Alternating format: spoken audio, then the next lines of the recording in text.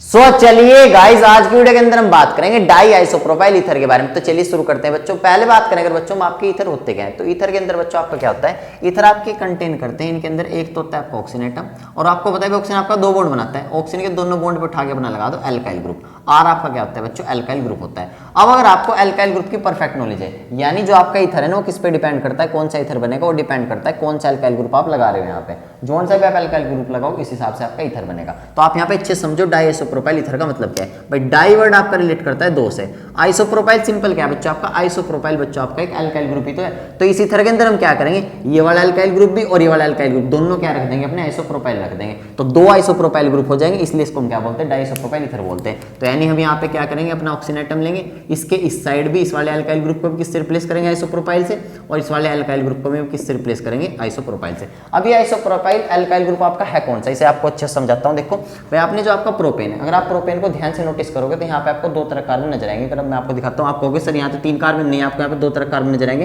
भाई आप पहले इस कार्बन को देखो, ये वाला कार्बन सिर्फ एक कार्बन से कनेक्ट है। ऐसा कार्बन जो सिर्फ एक कार्बन से कनेक्ट है, ऐसे कार्बन को हम बोलते हैं प्राइमरी कार्बन। प्राइमरी कार्बन को बच्चों हम रिप्रेजेंट करते हैं या तो पी के ऊपर डिग्री लगा के या 1 के ऊपर डिग्री लगा के। अब इसके बाद इस वाले को देखो, ये भी सिर्फ एक से कनेक्ट है, ये भी आपका क्या है, प्राइमरी कार्बन। एक तो तरह कार्बन ही हो गया भाई, ये दोनों प्राइमरी हो गए। अब इस वाले कार्बन को देखो, ये वाला दो से कनेक्ट है। तो ऐसा कार्बन जो दो कार्बन से कनेक्ट हो, ऐसे कार्बन को हम बोलते हैं सेकेंडरी कार्बन। सेकेंडरी कार्बन को बच्चों हम रिप्रेजेंट करते हैं या तो एस के ऊपर डिग्री लगा के, एस के ऊपर डिग्री लगा के, या 2 के ऊपर डिग्री लगा के। ये आपका क्या होगा, प्रोपेन होगा। तो देखो यहाँ पे दो तरह कार्बन नजर आ रहे हैं भाई, ये वाला और ये वाला कार्बन तो एक ही बात है, ये तो आपके प्राइमरी कार्बन हो गए, ये आपका सेकेंडरी कार्बन हो गया। अब आपको क्या करना है, प्रोपेन में से सेकेंडरी कार्बन पे से एक एच निकालना है, तो आपका क्या बन जाएगा, आइसोप्रोपाइल ग्रुप बन जाएगा। मैं आपको दिखाता हूँ कैसे करना है। तो प्रोपेन में से अपना क्या करो, सेकेंडरी कार्बन ही है, इससे अपना एक एच निकाल दो, सेकेंडरी कार्बन से अपना एक एच निकाल दो। तो यहाँ पे आपका क्या बचेगा, CH3।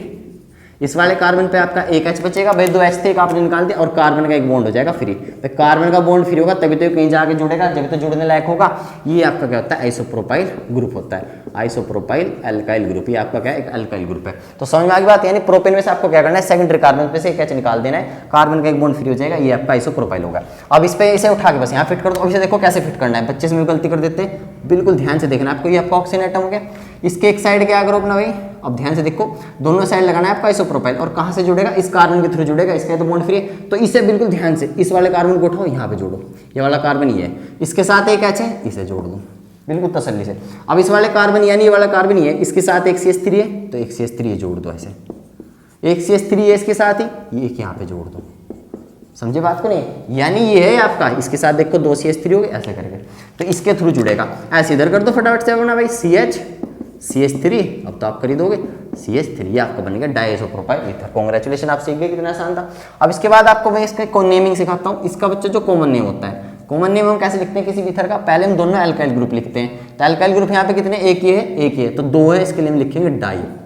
फिर इसके बाद आपका जोन से भी एल्काइल ग्रुप होता है वो लिख देते हैं। तो एल्काइल ग्रुप आपका कौन है, आइसोप्रोपाइल, यानी डाई आइसोप्रोपाइल, और सिंपली लास्ट में ऐड कर देते हैं ईथर, डाई आइसोप्रोपाइल ईथर। ये इसका क्या होगा बच्चों, कॉमन नेम हो गया। अब इसका आईपीएसी नेम थोड़ा ध्यान समझना है, इसमें बच्चों बहुत ज्यादा डर लगता है, तो इसका आईपीएसी नेम भी आपको यहाँ पे देखो सीखने को मिल जाएगा। अब आईपीएसी नेम में हम क्या करते हैं बच्चों, जो आपका यहाँ पे देखो दो एल्काइल ग्रुप है और दोनों एल्काइल ग्रुप आपके सेम है भाई, ये और ये दोनों सेम है। तो जब भी हम ईथर की आईपीएसी नेमिंग करते हैं तो एक एल्काइल ग्रुप को हम बना देते हैं एल्कोक्सी, एल्काइल ग्रुप प्लस एक ऑक्सीजन, ये आपका होता है एल्कोक्सी। एल्कोक्सी ग्रुप मैं आपको समझा रहा हूं, देखो कैसे। तो यहाँ पे कौन सा एल्कोक्सी ग्रुप बनेगा भाई, आइसोप्रोपाइल प्लस एक ऑक्सीजन, यहां से बन जाएगा आपका आइसोप्रोपोक्सी। और ये आइसोप्रोपोक्सी वर्ड कहां से उठा रखा है, देखो ये किस किस से मिलकर बन रहा है भाई, आइसोप्रोपाइल ग्रुप से, ऑक्सीजन से। तो यहां से इतना तो उठा लिया इन्होंने, इससे आइसोप्रोप, इतना आइसोप्रोप, और ऑक्सीजन से उठा दिया ऑक्सी, तो आइसोप्रोपोक्सी हो गया। ये देखो आइसोप्रोपाइल ग्रुप है और इसमें ऑक्सीजन जोड़ दिया, ऑक्सीजन का एक बॉन्ड फ्री छोड़ दिया, ये आपका हो गया आइसोप्रोपोक्सी। तो इसका हम यहाँ पे बनाएंगे आइसोप्रोपोक्सी, इतने का, इतने पोर्शन का आइसोप्रोपोक्सी। और दूसरी चीज, ये जो दूसरा आपका एल्काइल ग्रुप होता है, इसका हम बना देते हैं एल्केन। अभी जितने भी कार्बन का आपका एल्काइल ग्रुप होगा ना, उसी हिसाब से हम इसका एल्केन बनाएंगे। एक कार्बन का होगा तो मीथेन बनाएंगे, दो का होगा तो इथेन बनाएंगे, तीन का होगा तो प्रोपेन बनाएंगे। अब बिल्कुल गौर समझना। तो यहाँ पे आप इतना नोटिस कर रहे हो, अगर ये तो आपका बन जाएगा आइसोप्रोपोक्सी।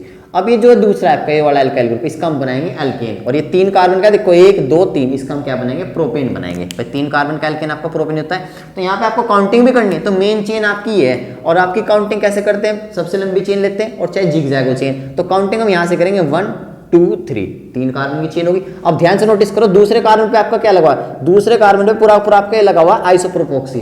ध्यान समझो बिल्कुल अच्छे से। तो इस पे हम क्या लिखेंगे, 2 आइसोप्रोपोक्सी, प्रोपोक्सी, इतना 2 आइसोप्रोपोक्सी हो गया भाई, दूसरे नंबर कार्बन पे आइसोप्रोपोक्सी था, और ये 3 कार्बन का आपका क्या है भाई, प्रोप, और सबके बीच में सिंगल बॉन्ड है एन, प्रोपेन, तो 2 आइसोप्रोपोक्सी प्रोपेन। इसके बाद मैं आपको एक और सिंपल तरीका बताऊंगा इसका, यहाँ तक आप नोट करो।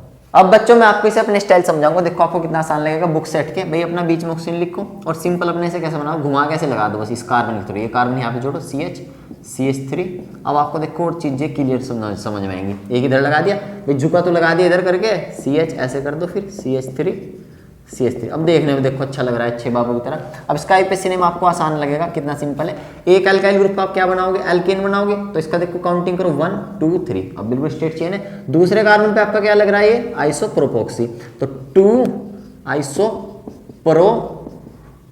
ठीक है, 2 आइसोप्रोपोक्सी। और आपको एक साथ लिखना है, बीच में स्पेस नहीं देना कुछ भी, यहाँ तो मैं स्पेस नहीं है इसलिए लिख रहा हूँ आइसोप्रोपोक्सी, और ये आपका प्रोपेन 3 कार्बन का। तो अब आपको चीजें ज्यादा बेहतर समझ में आएंगी। तो वीडियो कैसे लगी मुझे कमेंट सेक्शन में जरूर बताएं, कोई वीडियो का पूछ लेना। सो बाय, लव यू।